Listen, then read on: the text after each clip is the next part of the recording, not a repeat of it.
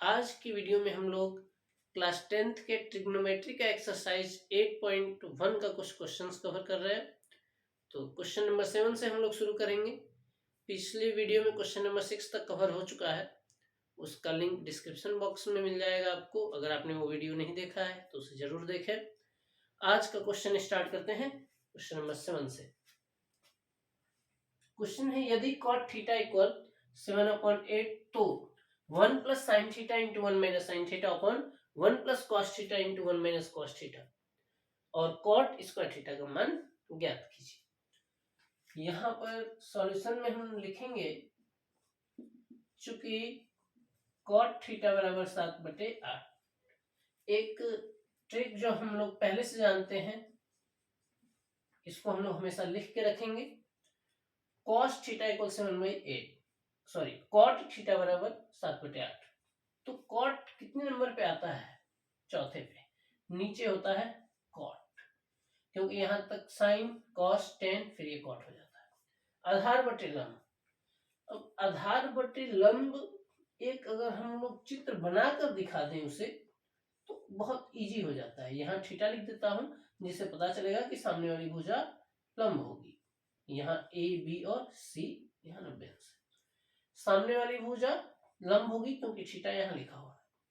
अब cot theta बराबर 7/8। cot का होता है आधार बटे लंब, तो इसमें आधार क्या है? ए बी है, तो ए बी और लंब क्या है? बी से सी तक, बी सी है, बी सी 7/8।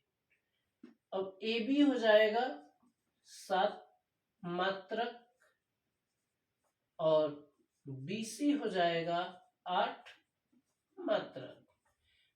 AB है 7 मात्रक, BC है 8 मात्रक, लेकिन AC यानी कर्ण का पता नहीं।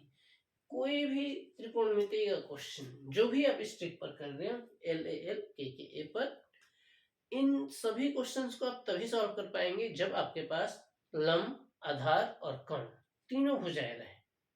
केवल दो भुजाओं से क्वेश्चन सॉल्व नहीं होगा। इसलिए हम लोग पहले तीसरी भुजा AC को फाइंड करेंगे, वो भी पाइथागोरस प्रमेय से।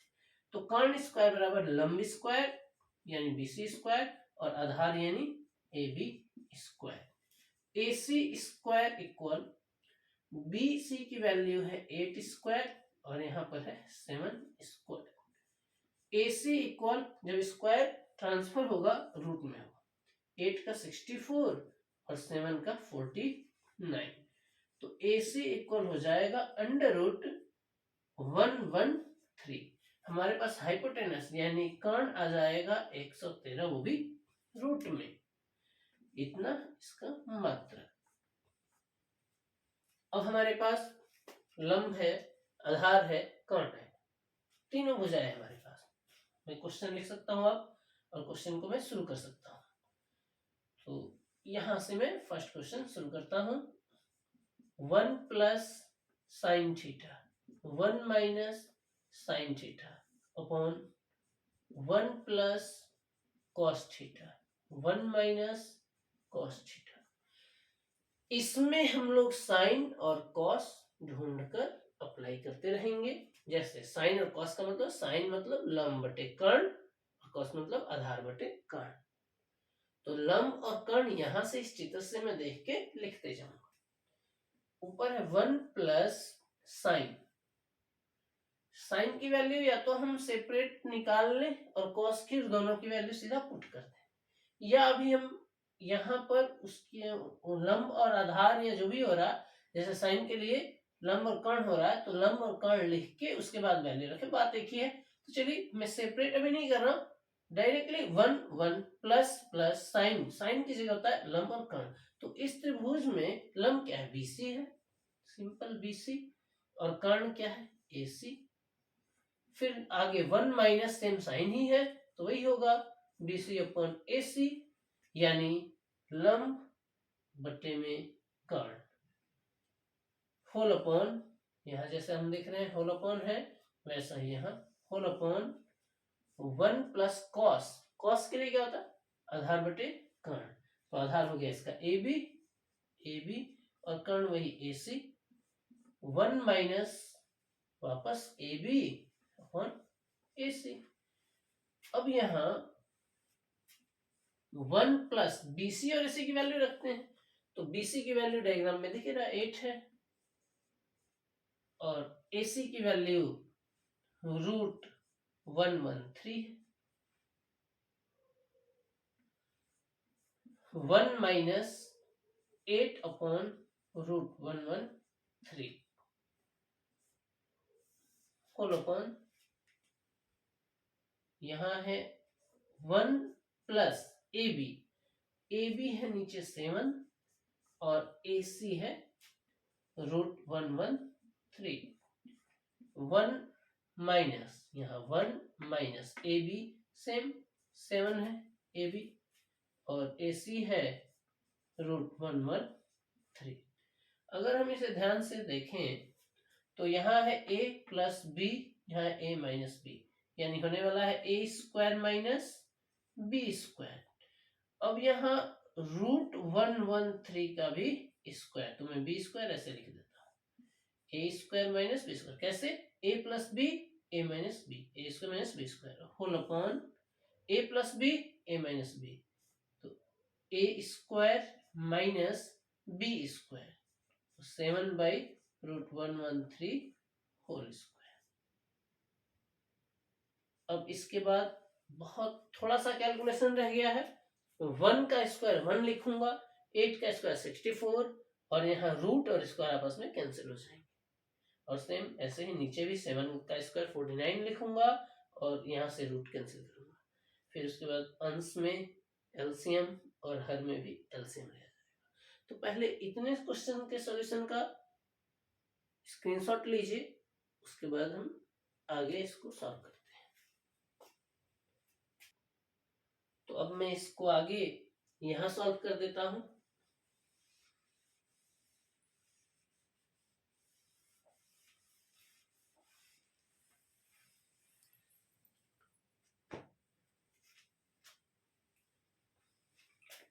आगे 1 का स्क्वायर 1 माइनस 64 अपॉन 113, क्योंकि रूट और स्क्वायर कैंसिल आउट हो जाता है, होल अपॉन 1 का स्क्वायर 1 माइनस 49 अपॉन 113।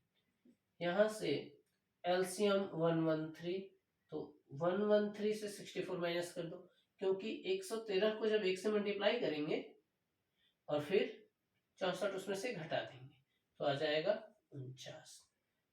ये अभी अंश है, और नीचे भी 113 एलसीएम होने वाला है।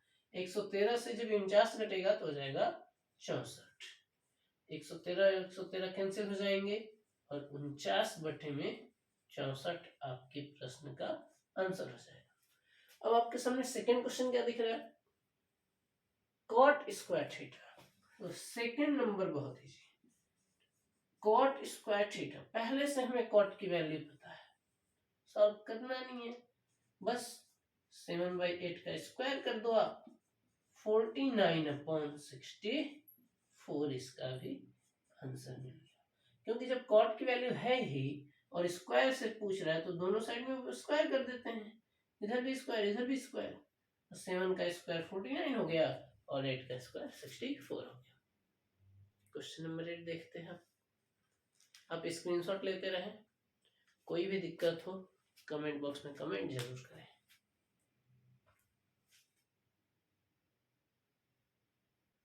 अब अगले प्रश्न को देखते हैं हम लोग। यदि 3 cot A = 4, तो जांच कीजिए कि 1 minus tan square A upon 1 plus tan square A = cos square A minus sin square A। हम पहली एक्सरसाइज पर हैं, तो मैं सर्वसमीका संबंध को अवॉइड कर रहा हूं, और जो हमारा LAL KKA है इसको फॉलो करते हैं। देखिए, चूंकि 3 cot A बराबर 4 है, इसलिए cot A बराबर 4/3 होगा, और LAL KKA के अकॉर्डिंग आधार बटे लंब होगा। हमें एक समकोण त्रिभुज की भी जरूरत पड़ेगी, तो मैं यहाँ एक समकोण त्रिभुज बना लेता हूँ। BAC, कोण ए की बात हो रही है, आधार बटे लंब। अब यहाँ आधार ए के लिए AB है, तो AB और बटे में लंब, तो कॉट आधार बटे लंब, लंब क्या है हमारा BC, 4/3। यहाँ AB की वैल्यू हो गया 4 मात्रक और BC 3 मात्रक। हमें क्या चाहिए, AC। कर्ण हमारे पास नहीं है, तीनों भुजाएं होनी चाहिए। अब हमारे पास कर्ण नहीं है, तो AC बराबर अंडर रूट पाइथागोरस प्रमेय से लंब स्क्वायर प्लस आधार स्क्वायर, तो लंब क्या है BC है, लंब BC है, लंब स्क्वायर प्लस आधार square, AC equal root BC 3 का स्क्वायर और AB 4 का स्क्वायर। तो देखिए 3 का स्क्वायर 9, 4 का स्क्वायर 16, 9 और 16 25, जो रूट से बाहर आकर हो जाएगा 5 मात्रक। अब मैं चित्र में इनको शो कर दूंगा, यहाँ हो जाएगा 5 मात्रक, यहाँ लंब है AB, सॉरी आधार है AB 4 मात्रक और लंब है यहाँ 3 मात्रक। अब हमारे पास त्रिभुज की तीनों भुजाएं हैं, तो मैं ये लिखूंगा जो मुझे सिद्ध करना, और उसमें tan के बराबर क्या होगा, cos के बराबर क्या होगा, sin के बराबर क्या होगा, इस LAL और KKA के आधार पे उसमें वैल्यू रख दूंगा। जैसे 1 minus tan square A upon 1 plus tan square A बराबर cos square A minus sin square A। 1 minus tan क्या होता है, tan तीसरे नंबर पे आता है, लंब भुजा और आधार भुजा के अनुपात को tan थीटा कहते हैं। तो लंब क्या है 3 और आधार क्या है 4, तो यहाँ 3/4 का स्क्वायर बटे में 1 प्लस 3/4 का स्क्वायर, क्योंकि दोनों जगह tan ही है। और cos क्या होता है आधार बटे कर्ण, तो इसमें आधार क्या है 4 और कर्ण क्या है इसमें 5, स्क्वायर हो गया, माइनस साइन स्क्वायर लंब बटे कर्ण, लंब है 3 कर्ण है 5, 3/5 का स्क्वायर, 1 माइनस 3 का स्क्वायर 9, 4 का 16, 1 plus 9 upon 16 equal 16 upon 25 minus 9 upon 25। अब यहाँ ऊपर एलसीएम होगा, एलसीएम ऊपर 16, सोचिए 16 बन जा 16, 16 कम 16 और 9 घटाइए उसमें तो 7 हो जाएगा। फिर बटे में यहाँ 16 और 9 25 बटे 16 हो जाएगा। ऐसे ही यहाँ भी एलसीएम लेना है 25 और 16 माइनस 9 बचेगा, यहाँ 16 से 16 हो जाएगा कैंसिल। अब क्या रह गया इधर 7/25 और इधर 16 से 9 गया 7/25, तो इस केस में 7/25 ही है, यानी लेफ्ट हैंड साइड में, और राइट हैंड साइड में भी 7/25 ही है। तो ये दोनों पक्ष क्या है बराबर है। इस क्वेश्चन में पूछा जा रहा था कि बराबर है या नहीं, तो यहाँ पर बराबर है, प्रूव्ड हो गया है LHS इक्वल RHS, क्योंकि दोनों का आंसर 7/25 आया हुआ है। क्वेश्चन नंबर 9 में एक त्रिभुज है जिसका कोण B समकोण है, तो यहां मैं एक त्रिभुज बनाता हूं ABC, जिसमें यह ध्यान रखना है कि कोण B 90 अंश हो। यदि tan A बराबर 1/√3 तो निम्नलिखित के मान ज्ञात कीजिए, sin A cos C। यहाँ पर क्वेश्चन थोड़ा यूनिक इसलिए हो जाता है क्योंकि यहाँ साइन ए दिया हुआ है और कॉस सी दिया हुआ है। तो साइन पर जब ध्यान देंगे तो ए के लिए ए के सामने वाली भुजा लंब रहेगी, और यहाँ देंगे सी पर कॉस के लिए, तो कॉस यहाँ है मतलब सी यहाँ है, सी के सामने वाली भुजा ये वाली लंब हो जाएगी। बस यही एक ट्विस्ट है इस क्वेश्चन में, बाकी सब सिंपल ही है। हमारे पास tan की वैल्यू है, तो देखते हैं tan से शुरू करते हैं कौन कौन सी भुजाएं हैं। हमें तो भी पता है कि समकोण त्रिभुज की तीनों भुजाएं रहेंगी, तभी हम क्वेश्चन को आगे सॉल्व करेंगे। अगर दो ही भुजा है तो पाइथागोरस थ्योरम से तीसरी भुजा हम निकालेंगे। सॉल्यूशन देखते हैं। चूंकि tan a बराबर 1/√3, अब आपके लिए ये मैं हर क्वेश्चन में लिख देता हूं। tan का क्या हो जाएगा, लंब बटे आधार, तो a है यहाँ, और a के लिए लंब हो जाएगा BC और आधार हो जाएगा AB 1/√3। अब हमें ये कर्ण चाहिए AC का मान, क्योंकि यहाँ BC इक्वल 1 मात्रक हो जाएगा यहां से, और AB हो जाएगा √3 मात्रक। हमारे पास ये दोनों है, कर्ण नहीं है तो AC चाहिए। चूंकि AC स्क्वायर बराबर यानी कर्ण स्क्वायर बराबर लंब स्क्वायर प्लस आधार square, AC square equal BC की वैल्यू 1 है प्लस AB की वैल्यू √3 है, स्क्वायर तो करना ही है। AC इक्वल जब स्क्वायर को ट्रांसफर करेंगे, पक्षांतर करेंगे, 1 का स्क्वायर 1 और √3 का स्क्वायर 3, ये हो जाएगा √4 इक्वल 2। तो ये हो गया AC की वैल्यू 2, यहाँ हो जाएगा 2, AB का हो जाएगा √3 और BC की वैल्यू है 1, यहाँ हो जाएगा 1। अब क्वेश्चन में क्या है, क्वेश्चन में है sine A cos C cos A sin C। तो फर्स्ट नंबर क्वेश्चन को सॉल्व करते हैं। Sine A cos C cos A sin C। अब साइन के लिए यही ध्यान देना है हमें, साइन के लिए होता तो लंब बटे कर्ण है, लेकिन A के लिए ही देखना है, तो लंब है BC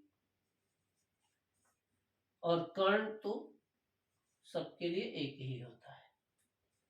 अब कॉस के लिए होता है आधार बटे कर्ण, दूसरे नंबर पे कॉस आता है a/k लिखा हुआ है, तो आधार बटे कर्ण।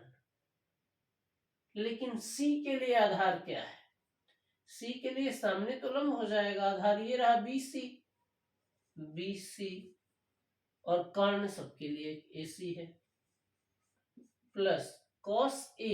अब आ जाइए यहाँ पर A के लिए, तो cos का मान होता है आधार बटे कर्ण। अब A के लिए आधार क्या है, AB है, AB हो जाएगा, और कर्ण वही AC इंटू साइन C।